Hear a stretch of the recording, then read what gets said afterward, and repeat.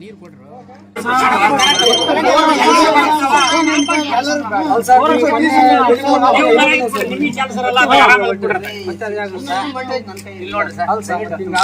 ರಾತ್ರಿ 9:30 200 voltage 30 amps ತಗಂತಾವ.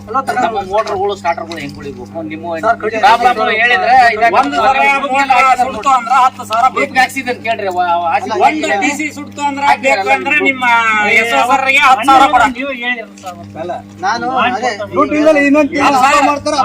ಒಂದು TC ಸುಟ್ರ ಟಿಸಿಗೆ ಇದನ್ನ ಇಂಡೆಂಟ್ ಬರ್ಕೊಡ್ರಿ ಅಂತ ಹೋದ್ರೆ 10,000 ಕೊಡಾಕ್ತೀನಿ. ಮಂಜುನಾಥ್ ಬಂದಿದ್ದು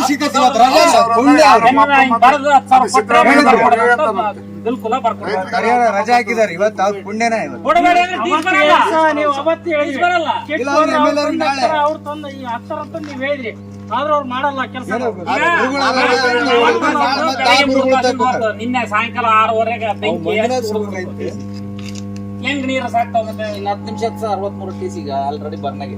ನಾನು ನಮಗೆ ಬೇಡ ಬೇಡ ಕರೆಂಟ್ ಬೇಡ ಆಫ್ ಮಾಡಿ ಯಾರಿಗೂ ಬೇಡ. ರಿಕ್ವೆಸ್ಟ್ ಬೇಡ ಬೇಡ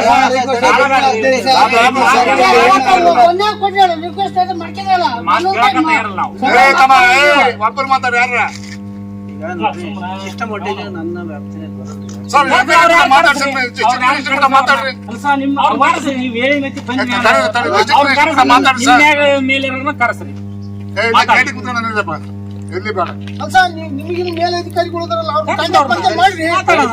ನೀವು ಒಬ್ರು ಯಾಕಂದ್ರೆ ಓದ್ಕೊತೀವಿ ಜಬತ್ತಿನ ಕರ್ಸೋರು ಯಾರು ಅವ್ರು ಎಲ್ಲರೂ ಬರ್ಲಿ. ಅವತ್ತು ನೀವು ಮಂಜುನಾಥ್ ಫೋನ್ ಮಾಡಿರಿ ಅಂದ್ರೆ ಇಲ್ಲೇ ಕಂಚಿಗೆರೆ ಹೋಗ್ಬಿಟ್ಟು ನಿಮ್ಮ ಹತ್ರ ಬಂದಾರಲ್ಲ ಸರ್ ಅಂತ. ನಾವ್ ಅಲ್ಲಿ ಕಂಚಿಗೆರೆಗೆ ಹೋಗ್ಬಾರ್ದು ಅಂತ ಇಲ್ಲಿ ತನ ಬಂದಾಗ ಮಾಡ್ಬೇಡ್ರಿ ಸರ್ ಅಂತ ನಾವು ಓದ್ತಾ ಹೇಳಿ ಸರ್.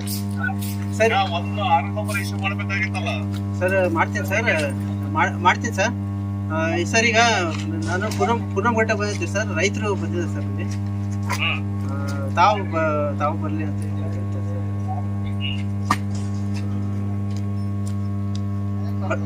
ಬರ್ತೀರಿ ಸರ್? ಬರ್ತೀರಿ ನಾವೇ ಆಫ್ ಮಾಡ್ತಾ ಹೋಗ್ತೇವೆ ಸರ್.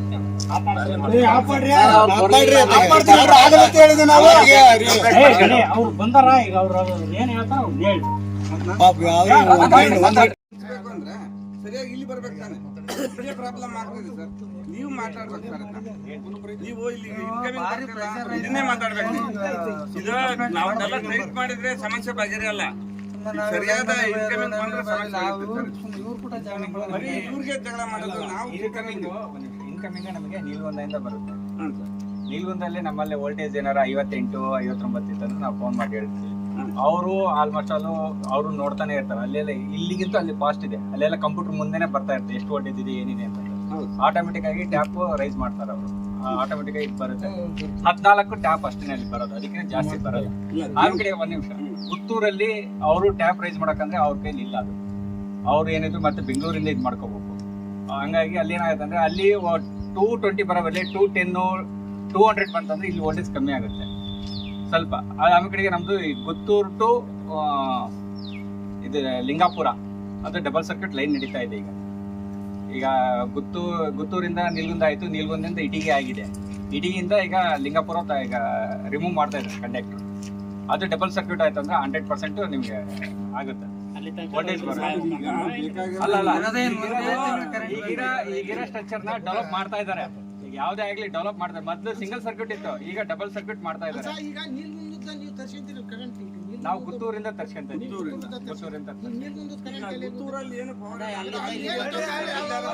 ಗುತ್ತೂರಲ್ಲಿ 400 kV ಇರುತ್ತೆ.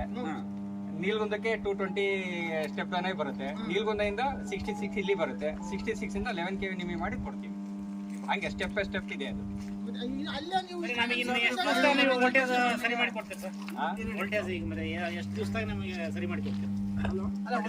ನಾವು 2 ದಿನ ಬೇಕು ಜಂಪ್ಸ್ ಎಲ್ಲ ಇದನ್ನ ಮಾಡಿ ಸರಿ ಮಾಡಕ್ಕೆ. 2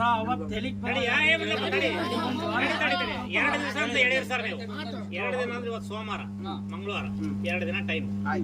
ಬುಧವಾರ ದಿನ ನಾವು ಬರ್ಲಿಲ್ಲ ಅಂದ್ರೆ ವೋಲ್ಟೇಜ್ ಬುಧವಾರ 9 ಗಂಟೆ ನಮ್ ಕರೆಂಟ್ ಹೋಗತಿ 9 ಗಂಟೆ ಆದ್ಮೇಲೆ ಇಲ್ಲಿ ಬಂದು ಆಫ್ ಮಾಡಿಸ್ತೇವೆ ಡೈರೆಕ್ಟ್ ಆಗಿ ಅವ್ರಿಗೆ ಹೇಳ್ಬಿಟ್ಟು ಈಗ ಇಲ್ಲಿ ಬಂದಾಗ ಆಫ್ ಮಾಡಕ್ ಕೇಳಿದ್ರೆ ಏನಂತಾರ ನಮ್ ಸಾಹೇಬ್ ಹೇಳ್ಬೇಕು ಅಂತಾರ ಅವ್ರ ಸಾಹೇಬ್ ನೀವು ಇವತ್ತು ಪರ್ಮಿಷನ್ ಇವತ್ತು ಕೊಟ್ಟು ವೋಲ್ಟೇಜ್ ಸಮಸ್ಯೆ ಬಗೆಹರಿಲಿದ್ರೆ ರೈತರು ಬಂದು ಇಲ್ಲಿ ಆಫ್ ಮಾಡೋ ಅಂದ್ರೆ ನೀವು ಮಾಡ್ರಪ್ಪ ಅಂತ ನೀವು ಹೇಳ್ಬೇಕು ನೀವು ನಮ್ಮಿದ್ರಿಗೆ ಮಾಡ್ತೀನಿ ಸರ್. ಅಲ್ಲ ನಾನು ಫಸ್ಟ್ ನಾವ್ ಏನ್ ಕೆಲಸ ಮಾಡ್ತೇವೆ ಸರ್ ಅಲ್ಲ ಸರ್ ನೀವು ಕೆಲಸ ಮಾಡ್ತೀರಿ ನಾವು ಮಾಡಲ್ಲ ಅಂತ ಹೇಳಲ್ಲ ಅಕಸ್ಮಾತ್ ಬರ್ದೇ ಇದ್ರೆ ಮತ್ ನಿಮ್ಮನ್ನ ಮಧ್ಯಾಹ್ನ 3 ಗಂಟೆ ತನಕ ನಮ್ ಕಾಯಕ್ ಆಗಲ್ಲ ನಾವ್ ಬಂದ್ವಿ ಅಂದ್ರೆ ಇಲ್ಲಿ ಆಫ್ ಮಾಡ್ರಿ ಅಂತ ಹೇಳಿದ್ರೆ ಆಫ್ ಮಾಡ್ಬೇಕು ನಮ್ ವೋಲ್ಟೇಜ್ ಬರ್ತಾ ಇಲ್ಲ ಆಫ್ ಮಾಡ್ರಿ ಅಂದ್ರೆ ಅವ್ರು ಆಫ್ ಮಾಡಕ್ ನಿಮ್ ಒಪಿನಿಯನ್ ಕಾಯಂಗಲ್ಲ ಅವ್ರು ಹೇಳ್ರಿ ಅವ್ರಿಗೆ ಹೇಳ್ರಿ ಏನ್ರಿ ಪ್ರದೀಪ್ ತಡಿದೆ ಹೇಳಿದ್ರೆ ಯಾರು ಬಂದ್ರು ಅದು ಹೇಳ್ಬೇಕು ಎರಡು ದಿವಸದ ಮಟ್ಟ ಈಗ ನೀವು ಅವಕಾಶ ಕೊಟ್ಟಿರಿ 2 ದಿವಸದೊಳಗೆ ನಿಮ್ಗೆ ರಿಸಲ್ಟ್ ಸಿಗುತ್ತಲ್ಲ ಸಿಗ್ಲಿಲ್ಲ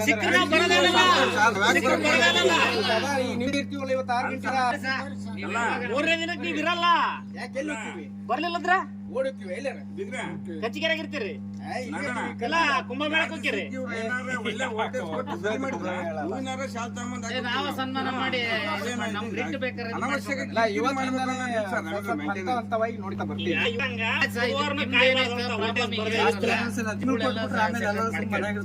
ಈಗ ಹೇಳಿ ಬೇಡ ಲೂಸ್ ಕಾಂಟ್ಯಾಕ್ಟ್ ಇದ್ರು ಪ್ರಾಬ್ಲಮ್ ಆಗತ್ತೆ ಅಂದ್ರ ಅದನ್ನ ಸರಿಪಡಿಸ್ಕೊಳ್ಳಿ ನಿಮ್ ಡಿಪಾರ್ಟ್ಮೆಂಟ್ ಅವ್ರ ಡಿಪಾರ್ಟ್ಮೆಂಟ್ ಅದಕ್ಕೂ ಮೀರಿದ ಅಂತಂದ್ರ ಸರ್ ನಿಮ್ ಐತಲ್ ಸರ್ ನೀವು ಕೆಪಿಟಿಎಸ್ ಇಂದ ನಿಮಗೆ ಬರೋದು ಎಷ್ಟು ಬರ್ತೈತಿ ಅನ್ನೋದು ಇದು ಮಾಡ್ಕೊಳ್ಳಿ ಮತ್ ಮಿಸ್ಗೈಡ್ ಮಾಡಿ ಅಲ್ಲಿ ನಿಮಗೆ ಕಡಿಮೆ ಕಳಿಸಿ ಇದು ಮಾಡಬಾರ್ದು ಬರೋದಲ್ಲಿ ನಿನಗೆ 66 ಇಲ್ಲಿ ಹೇಳ್ತಾರ 0.5 ಬರಲ್ಲ ಆಮ್ಯಾಗ ಹಂಗಾದ ನಮಗೆ ಬರೋದು 200 ವೋಲ್ಟೇಜ್ ಬರಲ್ಲ ತಗೊಳ್ರಿ ಇಲ್ಲಿ ತೋರ್ ನಾನು ಗ್ರೂಪ್ ಹಾಕಿಲ್ಲ ಗ್ರೂಪ್ ಅಲ್ಲಿ ನಾನು ನೋಡ್ತಾ ಇದ್ದೀನಿ 200 ವೋಲ್ಟೇಜ್ ಬರಲ್ಲ 30 ಆಮ್ಸ್ ಹೋಗ್ತಾವ್ರಿ 30 ಆಮ್ಸ್ ಹೋದ್ರೆ ಯಾವ ಮೋಟರ್ಗಳು ನಡೀತಾವೆ 7 HP 5 HP ನಡೆಯಲ್ಲ ಸರ್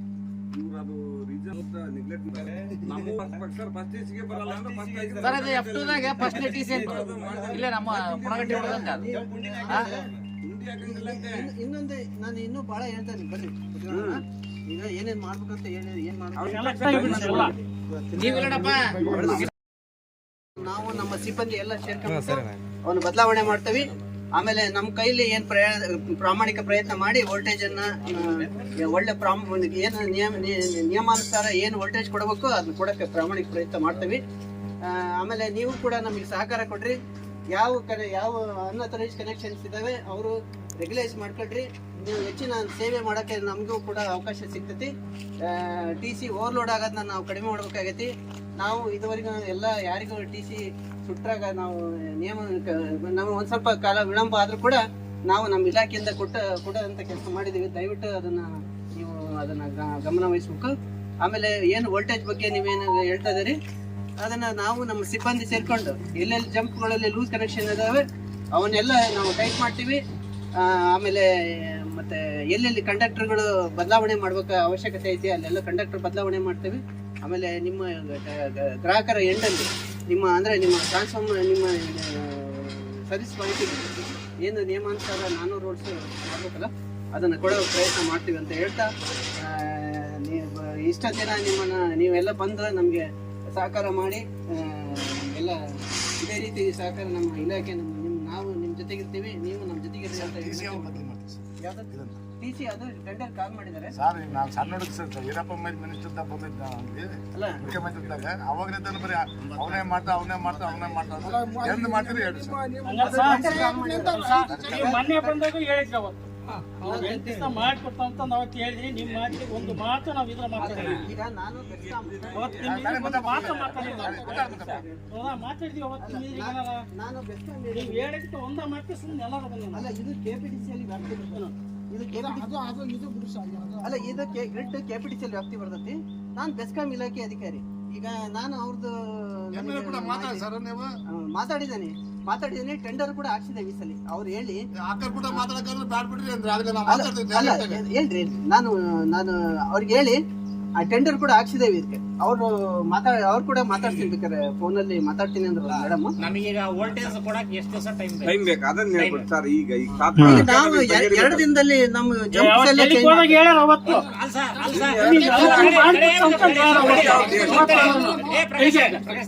ನಿಮ್ಮ ಇಲ್ಲಿ ಆಫೀಸ್ನಾಗ ವರ್ಕ್ ಮಾಡ್ತಾರಲ್ಲ ಅವ್ರ ಕರೆ ಒಂದು ಮಾತು ಹೇಳ್ತಾರೆ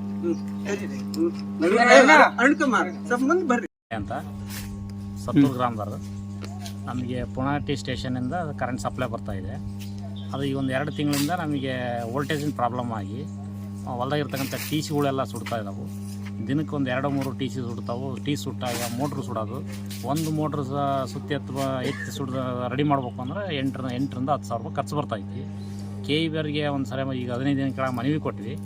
ಆದರೂ ಅವರು ಇನ್ನೊಂದು 4 ದಿವಸದಾಗ ಸರಿ ಮಾಡ್ತೇವೆ ಅಂತ ಅಂದರು. ಈಗ 15 ದಿನ ಆದರೂ ಏನೋ ಅವರು ರೆಸ್ಪಾನ್ಸ್ ಮಾಡ್ತಾ ಇದ್ದಿಲ್ಲ. ಹಾಗಾಗಿ ನಾವಿಲ್ಲಿ KEB ಬಂದು ನಾವು ಸ್ಟ್ರೈಕ್ ಮಾಡ್ತಾ ಇದ್ದೀವಿ. ಸ್ಟ್ರೈಕ್ ಮಾಡೋದಂದ್ರೆ ಎಲ್ಲ ನೀವು ಫೀಲ್ಡ್ರ್ ಆಫ್ ಮಾಡಿರಿ, ನಮಗೆ ಎಲ್ಲರ ಮೇಲಧಿಕಾರಿಗಳು ಬರಲಿ ಹೆಂಗೆ ಅಂತೇಳಿ ಜೋರು ಮಾಡಿದ್ವಿ. ಆವಾಗ ಮತ್ತೆ ಅವರು ಮನವಿ ಮಾಡ್ಕೊಂಡ್ರು, AW ಅವರು ಬರ್ತಾ ಇದಾರೆ ಕಾಯಿರಿ ಅಂತ. ಈಗ 2 ತಾಸು ಮೇಲೆ ಕಾದಿ ಅವಾಗ ಬಂದರು. AW ಬಂದಮೇಲೆ ಅವ್ರು ಏನಂದ್ರೆ ನಮ್ಮ ಕೈಯಲ್ಲಿ ಏನೂ ಇಲ್ಲ, ಇದು ವೋಲ್ಟೇಜಿಂದು ನಮ್ಮ ಮೇಲಧಿಕಾರಿಗಳದ್ದು ಕೈಯಾಗೆಲ್ಲ ಐತಿ, ಅವರು ಅದನ್ನು ಫಾಲೋ ಮಾಡ್ಬೇಕು ಹಂಗಂತೇಳಿ ಅಂದರು. ಹಾಗಾಗಿ ನಾವು ಮತ್ತೆ ಸ್ಟ್ರೈಕಿಗೆ ನಿಂತ್ಕೊಂಡ್ವಿ. ಅವರಿಗೆ ಮೇಲಧಿಕಾರಿಗಳಿಗೆ ಫೋನ್ ಮಾಡಿದ್ರು ಅವರು AW. ಫೋನ್ ಮಾಡಿದ ಮೇಲೆ ಬರ್ತಾಯಿವಿ, ಅಲ್ಲೇ ಕಾಯಿರಿ ಅಂತ ಅಂದಿದ್ದಾರೆ. ಹಂಗಾಗಿ ನಾವು ಇಲ್ಲಿನೂ ವೆಯ್ಟ್ ಮಾಡ್ತಾಯಿದ್ವಿ. ನಮ್ಮದು ಮನವಿ ಏನಪ್ಪ ಅಂದರೆ ಸರಿಯಾದ ರೀತಿಯಿಂದ ನಮಗೆ ವೋಲ್ಟೇಜ್ ಸಪ್ಲೈ ಕೊಟ್ಟರೆ ಸಾಕು ನಮಗೆ.